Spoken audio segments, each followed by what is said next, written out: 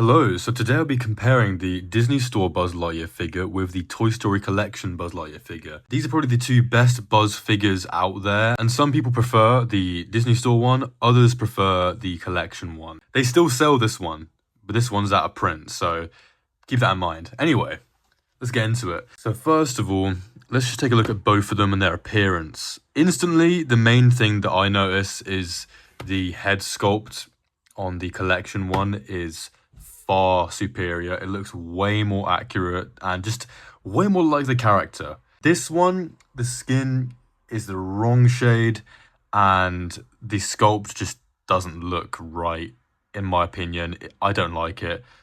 But if you say swap this with that, it would look great because the body proportions and the overall figure itself looks great on the Disney Store one as well. Like, these two both look good. I do still prefer this Collection one. They made these using the actual Pixar assets. So yeah, overall in terms of appearance, I would say Collection is far superior, but features is where it changes. So the Disney Store one has more features, and it's really about if you prefer the aesthetics or the features. Now, let's get into the Collection one's features. So, of course, it talks, and it has the laser, has the helmet, and, you know, it also has the wrist communicator, which is great, and the wings with the light-up wingtips. See, these are the main features that this one has, and let's see about the Disney Store one now. So, of course, it talks, it has the laser. That sound I don't like. That's the one thing. If that sound was the same as that one, or even a different sound that was a bit nicer, it would be a lot better, because it sounds way too harsh, you know? And another great detail, the wrist communicator. And of course, the wings. So yeah, it has the same features as that, but the main, also the helmet. But unlike this one, the helmet has the whoosh feature, which is great. That's really cool. If the Collection one had that, it would be amazing, but it doesn't have that, unfortunately. It has sound effects, but not the actual button that is making it whoosh. But also, obviously, the main one that everyone goes on about, that this one has, that other ones just don't have, and I can't believe they've added all these features into this one, like, it's insane, is the karate chop action. So what you do is you snap it up, and then you press the button on the back here, like in the movie. And then, yeah, he does it. He does the karate chop action.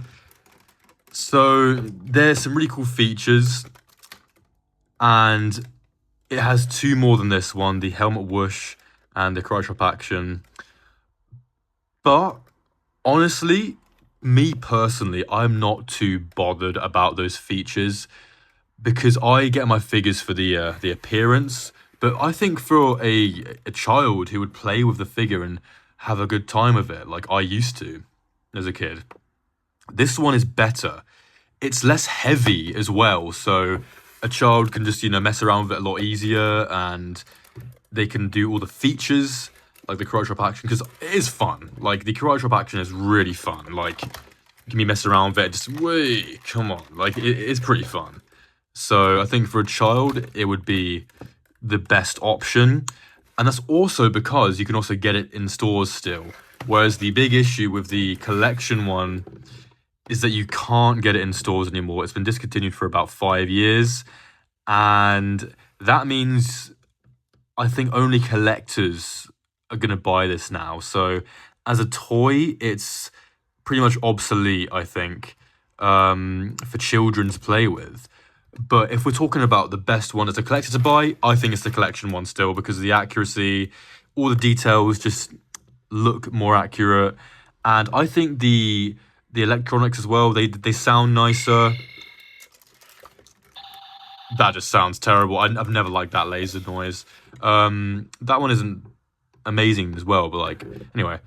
And the voice lines, they're re-recorded but the actual voice box sounds really nice, whereas this one does have original lines from Toy Story 1 and stuff. It's cool, but the speaker is a lot more quiet.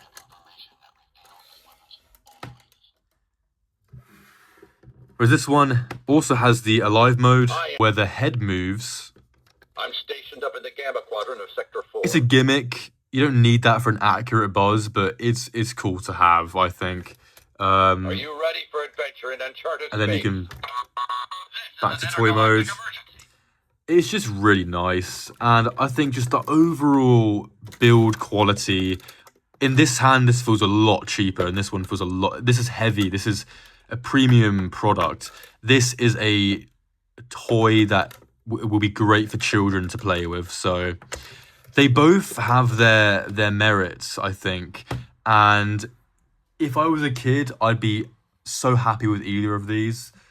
But I think for a collector who wants to get an accurate Buzz Lightyear collection, all the way.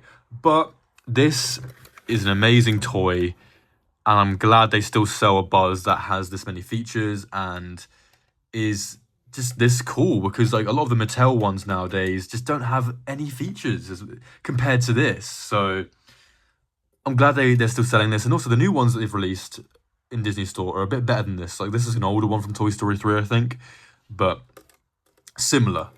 But yeah, that was my little comparison between just the collection Buzz and the Disney Store Buzz, because they're both great toys and I recommend both of them.